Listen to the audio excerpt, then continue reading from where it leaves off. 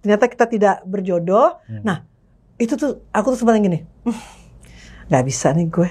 Akhirnya terus sempat bergabung sama Lenong Rumpi, kayak semacam pelarian di sana. Yang lagi fenomenal sekarang, Bernadia. Bernadia, itu, iya. Banyak yang bilang, itu Bernadia umurnya 20, tapi kok patah hatinya kayak diserang orang sekapal. Iya.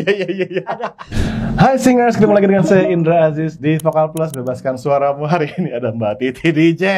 Indra Aziz, terima kasih loh. Aduh. Kita akhirnya ngobrol-ngobrol.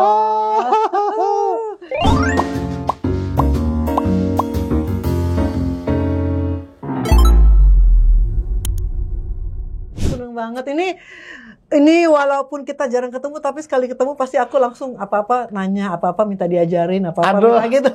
Itulah ya sosok Titi DJ sangat rendah hati, ya Allah. Enggak. Mbak Titi, Terus beneran. masa teman-teman aku banyak yang kaget, Titi mau kemana? Nggak, gue mau les dulu sama nyanyi sama Indra Aziz.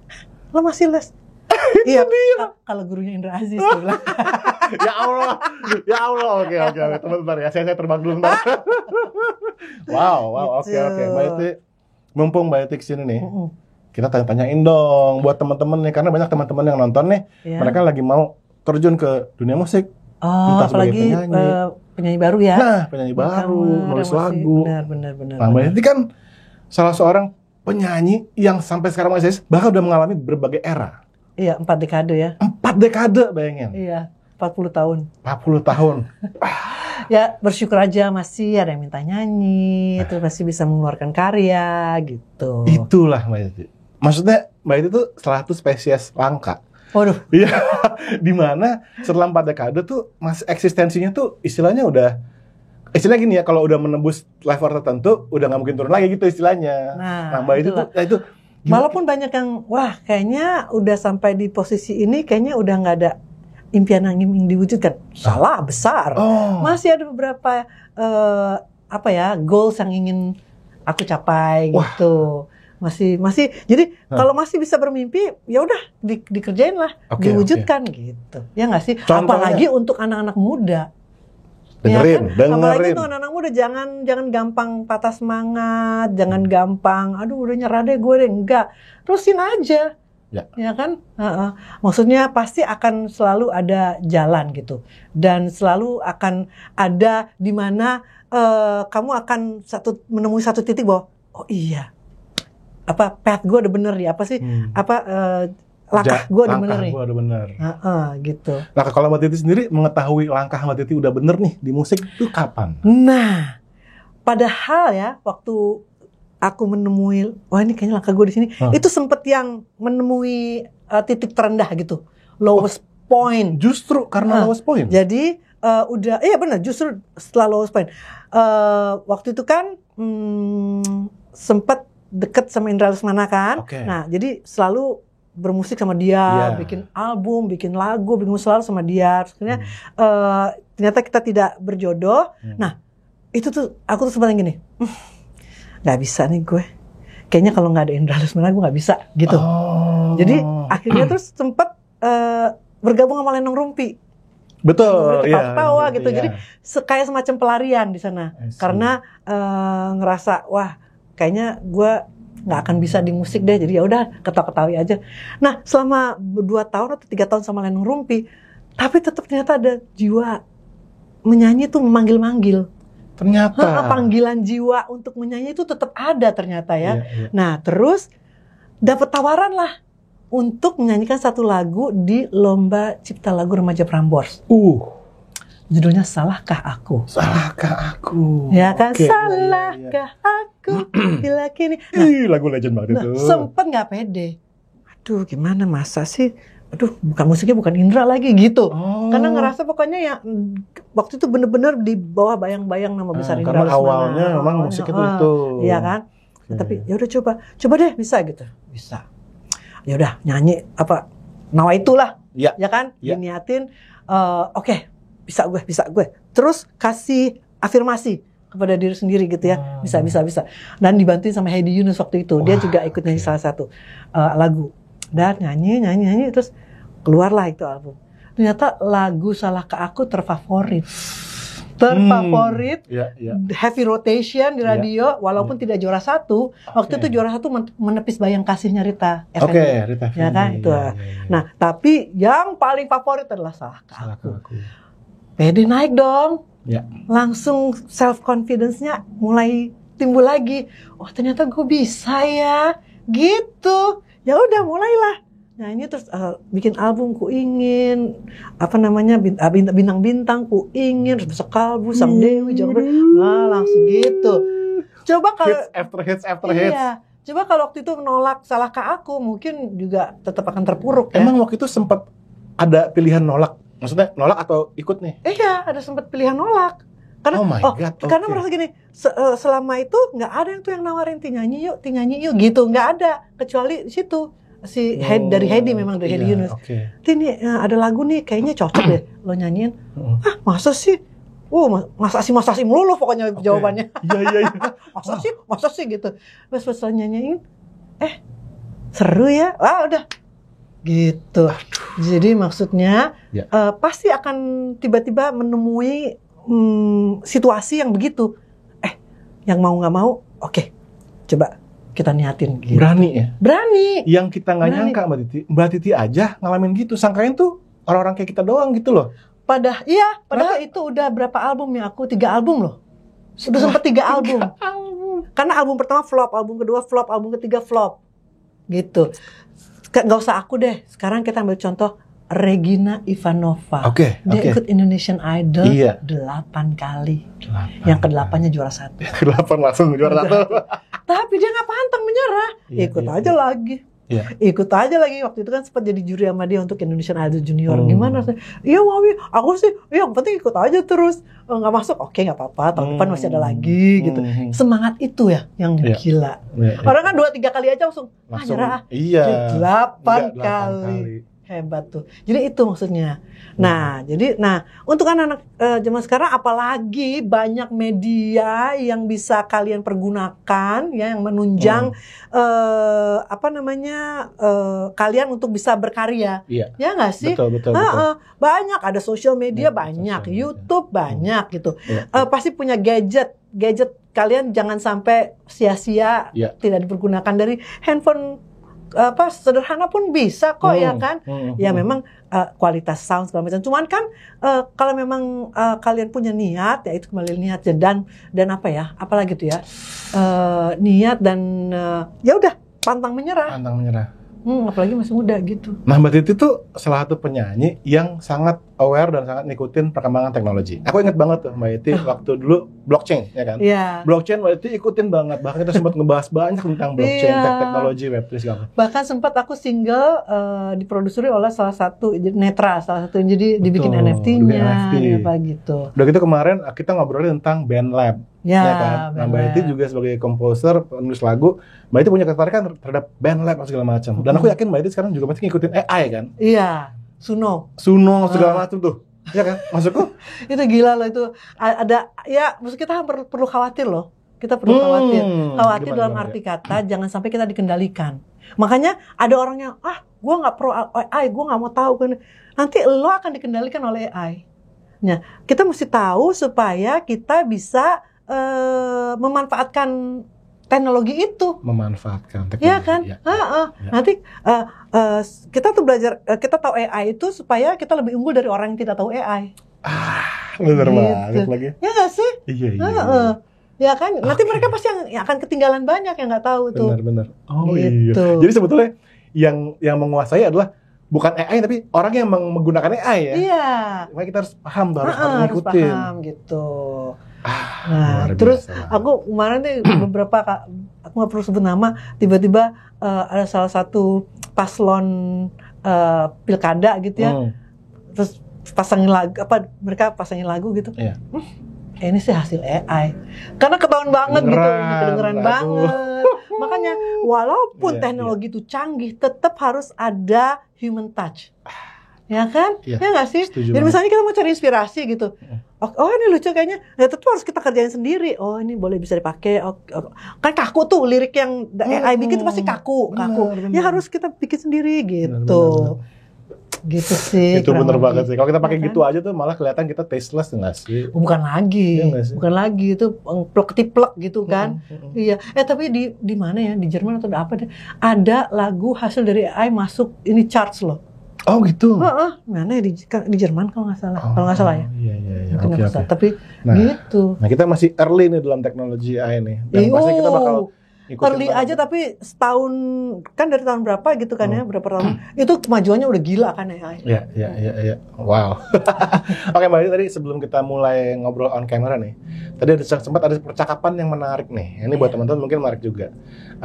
Aku ada satu talent, dia kayak baru awal banget nih dalam karir nyanyinya. Terus aku, dia pengen banget masuk label katanya, kata si talent baru ini. Nah terus Mbak Titi malah nyaranin, jangan label dulu. Jangan dulu gitu ya. Tapi kenapa Mbak Titi? Kenapa dia nggak usah ngejar-ngejar, aku kejar-kejar label gitu? Jangan ngejar-ngejar label aja ngejar. Label aja nih, coba dijelaskan nih. Jadi, kita ambil contoh coba anakku deh si Stephanie. Oke. Ya kan? Dia sempat yang menawarkan diri, aku bawa gitu ke Sony, ke Trinity gitu segala macam gitu ya. Terus mereka semua tertarik, tapi waktu itu Stephanie kelas 3 SMA mau ujian. Jadi pasti tanya, "Stephanie lanjutinnya kemana?" "Aku mau keluar negeri," gitu. Nah, jadi di sini label kan kalau mau ngontrak artis ya, harus 2 tahun paling nggak minimum. Karena kan mereka harus introduce the artist segala macam bla bla bla gitu kan. Nah itu perlu 2 tahun. Katanya wah kalau Meni pergi sih berangkat sih kita nggak bisa gitu. Ya udah akhirnya lupakan. Dibalas saatnya selesai SMA lulus tiba-tiba mama aku mau gap year. Oh gap year, oke. Ya mau gap year. Terus kenapa? Aku mau nyanyi. Oh oke. Gitu. Tapi aku mau produce sendiri, mau apa sendiri gitu. Wow. Jadi oke. Jadi akhirnya ya udah dia keluarlah single pertamanya, Appreciate namanya. Tapi ya nggak terlalu ini juga. Tiba-tiba dia bikinlah di story-nya I Love You 3000. When I I want you to be my husband. Satu ref doang. Ternyata banyak. Jadiin lagu dong, jadiin satu lagu. Jadi itu awal postingan doang? Postingan di Instagram. Oke. Baby take my hand, I want you to. Pakai ukulele gitu. Apa tuh? Cuma sepotong refrain gitu, sepotong chorus. Terus dia banyak ternyata besoknya jadiin lagu. Iya men jadiin lagu. Iya jadiin lagu ya. Tapi untuk kali ini aku mau mama jangan ikut campur. Itu Stephanie yang bilang. Waktu single pertama aku ikut campur, ikut bantuin cari produser, terus rekaman, terus cari sutradara video klip, pokoknya gitu. Nah dia bilang, "Wah kali ini mama jangan ikut campur ya ma, aku mau bikin sendiri semuanya." Akhirnya dia cari lagi gitaris sendiri, dia workshop sendiri yang masih gitaris tuh. Maunya gini dia produce tuh lagu. Udah selesai, terus video klipnya juga aku mau ala vlog gitu. Kreatif banget. Terus tiba-tiba keluar itu kan di YouTube, pakai YouTube channelnya dia kan. Tiba-tiba boom. Bomnya bukan bom lagi ya. Duar gitu kan. Wah. Terus mulai datang email. Mulai berdatangan email dari label-label Amerika, you name it. Ada kurang lebih 20 label lah. Kayak kita gini. Oh memang udah jalannya ya. Coba kalau dulu diterima sama salah satu. Iya benar. Iya kan? Mungkin nggak begini. Gitu. Ya akhirnya. Ya. Nah maksudnya. Jadi itu kalian juga membuka peluang untuk dilirik oleh banyak produser, banyak label gitu. Lewat media sosial doang? Iya, lewat media sosial doang, lewat YouTube doang gitu loh. Jadi kalau misalnya dia bilang, aduh pengen deh ke label terus, gitu. Tapi memang untuk anak zaman sekarang, untuk orang-orang yang baru menapaki dunia musik gitu sebagai penyanyi, buat mereka suatu kebanggaan tersendiri bisa bergabung dalam sebuah label. Itu juga kita tidak bisa pungkiri. Ya kan? Karena dulu pun aku begitu, aduh pengen jadi label, Sekarang udah begini, aduh jangan dong, jangan label gitu. Nah tadi Mbak itu dia bilang, label zaman dulu sama era ini beda. Apanya yang beda? Iya beda. Karena kalau dulu ya bener-bener hanya mengurusi rekaman kita, album kita. Kalau sekarang kan manajemennya juga diambil. Gitu. Jadi kita off air-nya juga diambil gitu. Jadi di manage oleh label sekarang kan, sebagai artis juga di kontrak sebagai artis gitu. Jadi jadi kalau tadi yang aku tangkap ya Mbak itu ya, kita kan punya banyak wadah nih untuk kita outlet gitu ya. Outlet ya. Mengeluarkan kreativitas kita Iya. dengan karya-karya kita. Nah, Mbak Iti lebih prefer kalau justru kita bikin aja dulu sendiri semampunya kita. Iya. Kayak Stephanie kan bikin pakai handphone, Iya. produce sendiri. Uh-uh. Ya kayak kalau misalkan lebih baik kita yang di approach. Iya, Ya nggak sih? betul. Iya. Jadi mungkin kerjasamanya kayak lebih enak juga nggak sih Mbak Iti? Benar, Iya dan nggak sih? bargaining posisinya pasti lebih.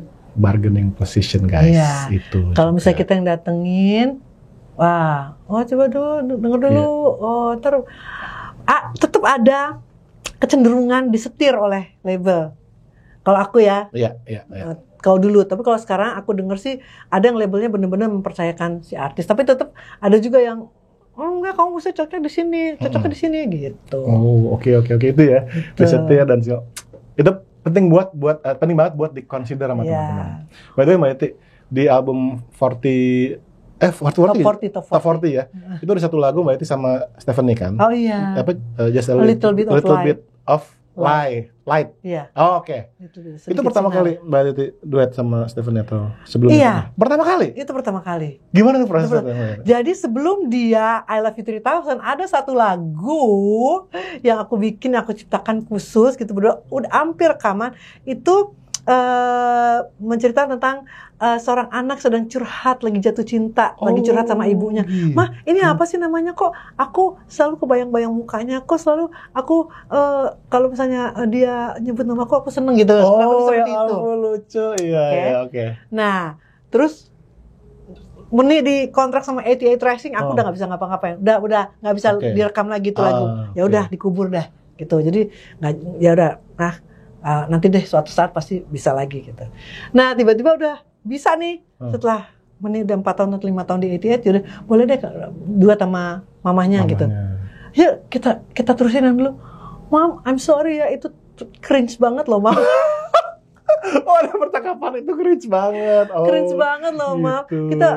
Aku mau bikin yang lebih deep, yang lebih apa katanya, pokoknya sedikit cahaya itu buat kita tuh lebih semangat gitu. Jadi walaupun ada hal-hal yang membuat kita down, kayak misalnya cibiran-cibiran dari netizen atau apa gitu. Tapi ada satu aja yang, Stephanie, lagu kamu yang ini aku suka banget gitu. A little bit of light. Iya. Oh, itu bikin kita semangat gitu. Jadi jangan dengerin yang bodoh-bodoh gitu, justru yang gitu. Wow, deep sekali itu, bagus sekali Meni. Iya, yang kayak gitu aja mah, jangan yang itu cringe banget mah katanya. Oke. Jadi ibunya dikritik sama anaknya. Iya. Oke. Gitu. Nah, jadi akhirnya keluarlah itu A Little Bit of Light. A Little Bit of Light, it'll be alright. It'll be alright. Iya. Kalian mesti dengerin sih itu. Padahal satu albumnya gokil sih, satu albumnya. Goks bangs. Tapi itu album personal ya. Jadi nggak dengerin, maksudnya nggak mikirin apakah orang suka atau enggak apa. Tapi kembali lagi, memang kita mengeluarkan karya emang harus personal kan? Maksudnya harus personal dulu gitu. Kita ingin share cerita hidup kita lewat lagu, lewat musik gitu kan. Nah, kayak yang lagi fenomenal sekarang, Bernadia. Itu banyak yang bilang, itu Bernadia umurnya 20, tapi kok patah hatinya kayak diserang orang sekapal kan. Iya. Ada lucu kan? Tapi ya itu dia personal banget kan, tapi banyak yang relate gitu. Banyak yang relate. Itu keyword banget gak sih? Banyak yang relate. Gitu. Tapi aku rasa memang kadang-kadang penyanyi tuh dikasih insting lebih untuk mengetahui lagu itu akan orang banyak yang suka gitu. Salah satunya Rosa tuh tahu, jadi kurasinya tuh bagus banget. Dia tuh the best kurator kan. Apa sih namanya? Ya. Jadi ada lagu dikasihkan, kita kan kalau rekaman pilih lagu banyak kan.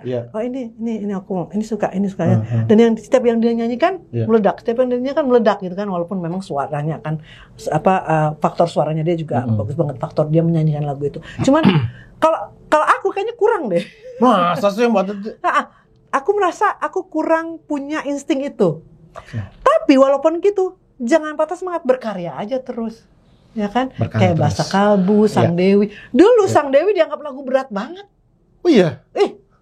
berat ya. Produser berat banget sih ini lagu gitu. Apalagi sama Andrianto orkestrasi gitu. Tapi aku ngerasa ya itu cerita hidup gue gitu ya. Mudah-mudahan dengan relate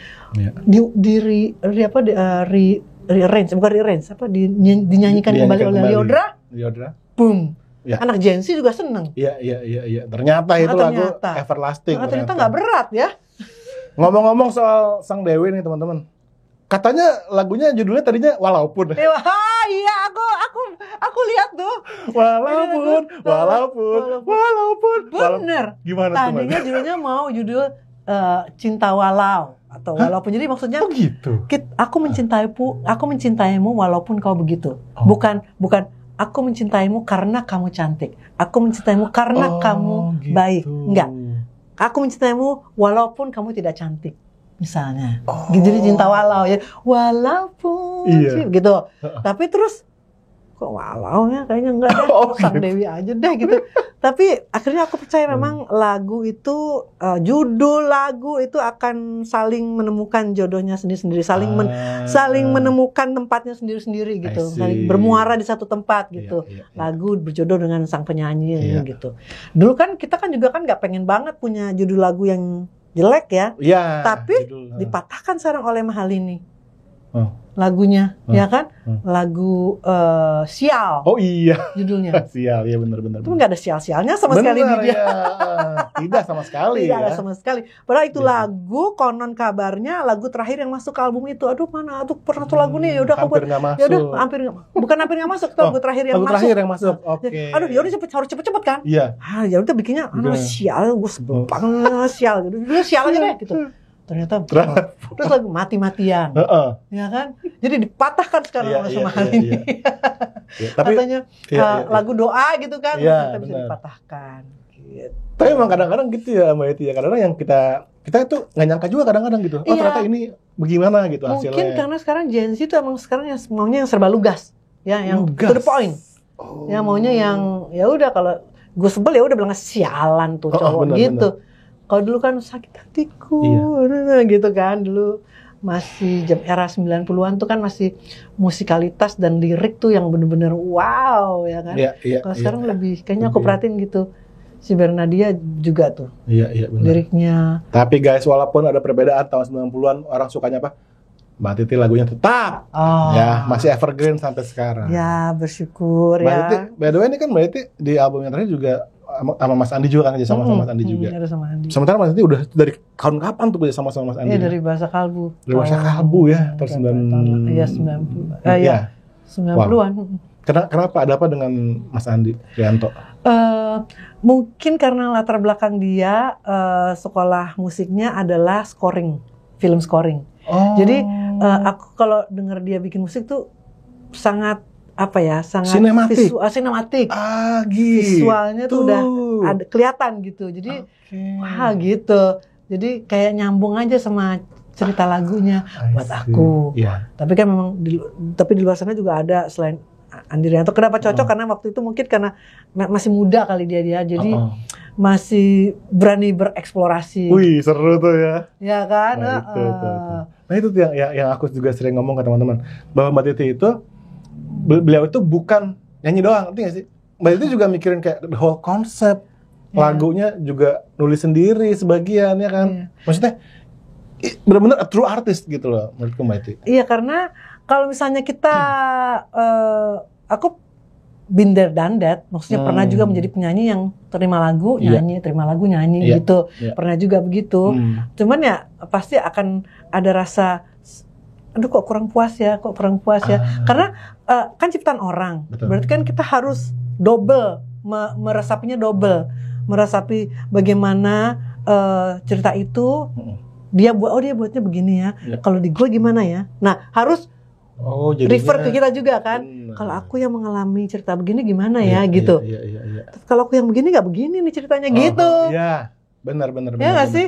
Mungkin kalau nggak begini, kalau aku mungkin liriknya nggak kesini nih karena gue nggak begini. Tapi ya udahlah itu punya orang ada gitunya kan. Ada ketidakpuasan itu gitu. Tapi kalau bikin sendiri kan enak. Itu juga gampang nih. Jadi Mbak Titi dari sini kita kan tadi konten ya guys. Berarti ada tulisannya, ini udah di tangan, jadi makanya bakal aku simpan ini. Iya, itu notasi angka. Tapi yang pasti ada notasi angka di sini. Notasi harmonisasinya, ya kan. Nah berarti maksudnya di sini Mbak Yeti itu benar-benar again you are benar-benar a fully musician gitu loh. You write your own songs. Mbak Yeti kayak nulis notasi. Seberapa penting menurut Mbak Yeti untuk penyanyi gitu? Untuk kita kayak mendalami hal-hal kayak gini, kayak ngerti not angka misalnya not balok atau ngerti nulis lagu. Is it important? Agak tricky ya, agak tricky karena gini. Kayak kita ngelukis gitu ya. Terus aduh pengen belajar melukis deh. Tapi beberapa pelukis yang aku temui, aku dulu seneng gambar, pengen belajar melukis. Jangan, nggak usah gambar, udah kamu aja. Itu emang udah apa namanya naturalnya kamu. Kalau kamu belajar, kamu akan terpaku sama kalau melukis ini lightingnya begini, shadownya begini gitu. Jadi kamu malah terbatas teori gitu. Ada juga musik gitu. Untuk penyanyi penting banget untuk tahu nada, ya kan? Tahu nada. Banyak sekali penyanyi tahu nada tapi nggak tahu namanya. Betul. Ya kan, nggak tahu itu do re mi fa sol la si do tuh nggak tahu. Betul. Gitu. Ada yang gitu. Tapi nyanyinya bagus. Feel-nya bagus, bagus. Aku jadi juga bertanya-tanya. Penting nggak sih dia harus tahu itu karena nyanyinya bagus. Iya. Solnya bagus gitu ya kan? Iya. Dulu aku merasa lo harus tahu. Iya. Kalau lo nyanyi sendiri nggak apa-apa. Tapi kalau misalnya lo udah nyanyi berdua, duet yang perlu harmonisasi suara satu suara dua. Karena banyak sekali sekarang penyanyi. Kalau tiba-tiba ada suara duanya ngikut dia. Iya, nggak bisa. Iya. Nggak bisa. Ada tuh, gitu. Berarti kan ear trainingnya kurang. Benar. Ya kan. Belum lagi kan mungkin kalau Mbak Yeti kan misalkan kerjasama sama seorang orkestra gitu. Mbak Yeti kan jadinya bisa komunikasi dong sama mereka. Paling itu ya kayak gitu ya. Tapi kalau kita ngomong istilahnya artnya aja, kalau kita nyanyi sendiri aja gitu. Sendiri aja. Nggak terlalu ya udah. Soalnya kebetulan aku pernah nih ada satu produser Korea kan. Dia ngomongin soal talentnya dia. Ada satu yang berbakat banget. Dia bilang malah yang ini biar aja jangan terlalu overtrain. Biar dia alami aja. Oh iya. Tapi ada yang disuruh training sama dia. Itu ternyata bisa ya Mbak. Bisa. Jadi kita melihatnya bisa. Tergantung kebutuhan ya. Tergantung kebutuhan. Tergantung kebutuhan gitu. Tapi patut kita appreciate kalau ada yang emang bagus, semuanya bagus, tapi itu juga tetap ingin belajar. Wah itu akan lebih bagus lagi. Oke. Gitu. Tapi jangan sampai terbatas oleh teori deh gitu. Ya kan? Gitu sih sebenarnya. Menurut seorang Titi DJ, penyanyi yang baik itu seperti apa? Penyanyi yang baik di atas panggung atau overall atau gimana? Overall ya? Overall deh buat teman-teman yang pengen jadi penyanyi yang baik dah. Berarti bakal kasih nasihat apa nih buat mereka? Aku ingin jadi penyanyi yang baik yang sukses. Nah loh. Kalau ini aku ngomong berdasarkan pengalamanku aja ya. 4 dekade tapi pengalamannya guys. Mbak Yeti mau kasih nasihat apa nih? Mereka pengen jadi penyanyi yang baik, penyanyi yang sukses berdasarkan 4 dekade pengalaman. Untuk menjadi seorang penyanyi yang baik di manapun juga ya, mau di Indonesia mau di mana-mana, aku rasa nggak jauh berbeda ya. Yang tidak bisa singkat karena banyak sekali elemennya, banyak sekali unsurnya gitu loh. Ya selain tetap harus berlatih untuk supaya suara kamu tetap prima, ya kan? Apalagi kalau misalnya udah mulai tiap hari nyanyi gitu kan. Ya. Kedua, karena kamu juga tidak sendiri bernyanyi, maksudku ada orang-orang di belakang kamu, ya kan? Ada musisi. Kalau kita lagi nyanyi live ya, ada band, ada musisi, ada tim manajemen, ada kru. Jadi kamu bukan single fighter. Jadi banyak orang-orang di belakang kamu yang justru akan menjadi support system kamu, ya kan, supaya kamu juga muncul dengan kemasan yang bagus gitu ya. Bukan hanya dalam segi musik aja, tapi juga ada di situ make up artist, stylist, semua unsur-unsur itu. Nah, walaupun mungkin tim kalau kamu mulai berkarir gitu, walaupun mungkin timnya belum bisa banyak, paling enggak kamu mulai memperhatikan penampilan. Oke. Ya. Ya. Memang sih ada yang bilang, musik gue nggak harus gimana-gimana, kok nggak harus pakai gimana-gimana, tapi tetap kan harus rapi. Benar. Ya kan? Bukan berarti terus sembarangan lusuh, kotor, robek-robek gitu ya, kecuali kalau nyanyi grunge sekali ya. Ya, itu nggak apa-apa ya. sesuai. Jadi kalau misalnya kayak pop atau apa kan tetap harus enak dilihat, itu juga penting. Ada kan orang, gue nggak mau dandan, pokoknya gue kan nyanyi aja gitu. Tapi kalau misalnya muka lu berminyak, nggak dandan, rambutnya lepek gitu, orang kan gitu loh. Tetap visual juga tetap harus kita perhatikan gitu. Karena itu mengirim sinyal bahwa kita nggak merawat diri nggak sih? Iya kan, merawat diri, dan supaya orang kalau misalnya kita rapi gitu, berdandan yang nggak harus tebal-tebal, tapi paling nggak, wah enak, fresh gitu dilihat gitu. Tapi kalau suara tuh nomor 1 ya, terus penampilan, terus attitude. Aduh. Gitu ya. Attitude juga harus. Ada prinsip-prinsip yang memang harus kamu pegang. Tapi cara kamu mempertahankan prinsip kamu itu juga harus diperhatiin. Jangan sampai kayaknya cuma lo yang bener, gitu, yang lainnya nggak bener gitu. Itu satu. Terus ada lagi networking. Ini dia penting juga ya. Penting juga, networking ya. Iya kan? Networking gitu, kalian harus kenal gitu seluas-luasnya, sesama musisi, sesama penyanyi, sesama semua harus kenal gitu. Entah gimana caranya, entah gimana, mungkin pada suatu saat kamu ada momen bekerja sama dengan mereka gitu. Jadi kalau dari awal kamu udah mengeksklusifkan diri gitu, ya susah. Ya kan? Benar. Gitu. Aku sebenarnya bukan orang yang tepat untuk bercerita ini, bukan tapi orang yang tepat kata Mbak. Bukan, maksudnya aku tuh kurang pandai bercerita, aku kurang pandai bertutur. Bertutur. Lewat lagu berarti harusnya ya. Lewat lagu. Kalau bertanya gitu pasti loncat-loncat, tapi ya kurang lebih seperti itulah. Tapi poin dapat semua Mbak Yati. Every point tadi bener banget, dapat banget ya. Attitude, networking tuh kayak attitude, networking. Itu luar biasa penting banget sih. Iya, dan kamu harus tahu gitu siapa, misal dalam satu event ada beberapa penyanyi gitu ya, ada beberapa, pasti penyanyi juga mungkin ada yang senior, ada yang junior gitu. Sama yang senior ya sebaiknya tahu gitu loh. Betul. Siapa itu yang senior. Enggak perlu disembah-sembah gitu, enggak, tapi kan paling enggak tahu sopan santun gitu lah. Aku ada lagi salah satu murid di sini, dia pengen masuk ke dunia musik. Tapi nggak tahu apa-apa tentang dunia musik gitu loh. Nggak bisa. Nggak bisa kan? Harus tahu, harus mau tahu. Benar. Kan itu kan dunia yang mau dia jelajahi gitu istilahnya kan. Paling nggak tahu lah tokoh-tokohnya. Nah, iya betul. Industrinya di situ ada apa aja gitu kan. Iya, benar. Aku aja kalau misalnya satu event gitu ada penyanyi baru junior gitu, seneng banget pengen gitu kenalan gitu. Iya. Gitu. Nah, Mbak Yati dia tadi sempat ngomong di awal, Mbak Yati aja tuh dengan segala macam yang udah Mbak Yati capai gitu ya, masih ada hal yang mau Mbak Yati raih nih. Iya. Apa contohnya Mbak Yati? Belum pernah punya tour. Ya pernah, tapi itu corporate punya gitu, tapi ya turnya jadi terbatas lah, kalangan terbatas. Tapi tour yang menjual tiket tuh belum pernah. Gitu. Wow. Pernah sama Tiga Diva. Tiga Diva ya. Tiga Diva pernah gitu, tapi tour yang bener-bener yang sendiri gitu, pengen banget. Gitu. Apakah akan terjadi? Apa ada udah rencana-rencana udah tercium nih bocoran-bocorannya barangkali? Itu doain aja, mudah-mudahan bisa terwujud gitu. Wah, gokil ya. Nggak harus yang konser besar dengan orkestra, enggak, ya kan?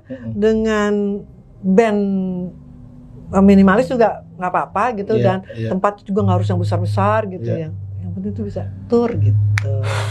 Yang penting ada titik DJ-nya di situ. Mau mainnya cuma berdua juga nggak apa-apa, yang penting ada titik DJ-nya. Wah, itu sih, aduh amin ya Mbak Yati, itu semoga kejadian banget. Oke Mbak Yati, sebelum kita menutup, biasanya aku suka minta Mbak Yati kasih semangat. Tadi kan udah kasih masukan tuh buat kalian, sekarang kasih semangat biar mereka nggak cepat nyerah nih. Iya. Baru nyanyi bentar belum juga keluarin lagu, udah males deh, udah nggak bisa gitu. Sebenarnya untuk kasih nasihat juga pasti ya mereka yang serius menjalani musiknya itu pasti udah tahu mereka mesti ngapain. Jadi kayaknya justru aku hanya ingin mengencourage supaya tetaplah menjaga semangat itu ada. Membara.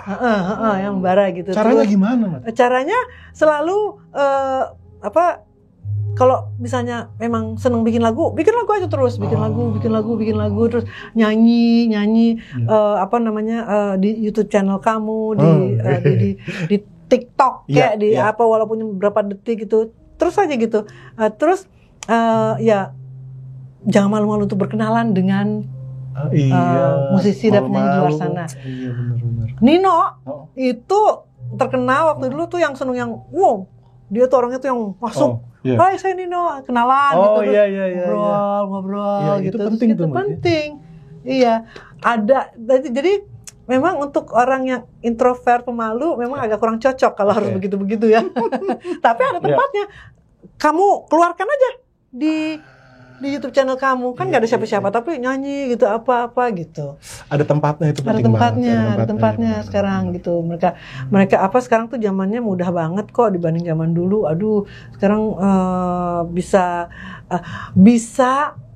viral dengan cara yang elegan gitu, bukan viral dengan cara-cara yang iya kan.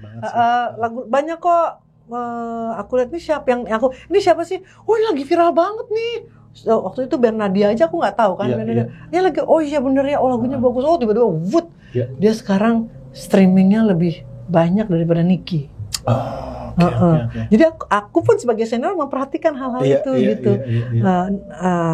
Jadi dia melampaui Nicky sekarang sih. Berarti ngikutin banget ya, bener. Padahal dia nyanyinya santai, bukan yang belting gitu, yang bertutur lah, bukan yang cerita. Gitu.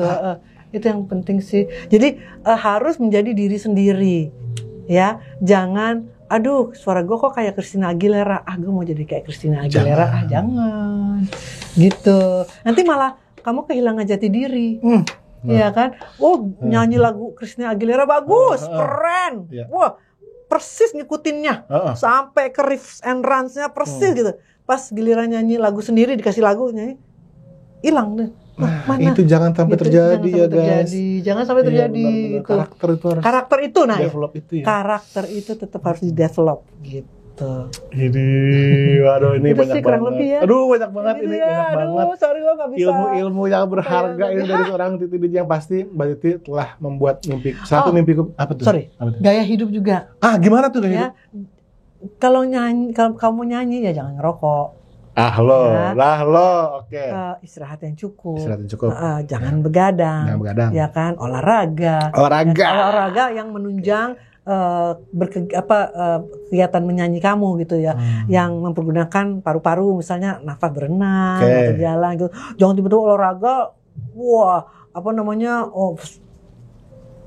lari cepat gitu. Enggak, itu enggak menunjang kan. Oke. Sprint gitu enggak gitu. Ya, cuma sekali teman untuk seneng-seneng aja kalau sprint. Tapi kalau untuk menunjang itu berenang gitu. Terus untuk endurance juga. Kalau udah yang berusia seperti kita juga mulai angkat beban itu juga bagus gitu. Build muscle guys. Ya, muscle. Iya.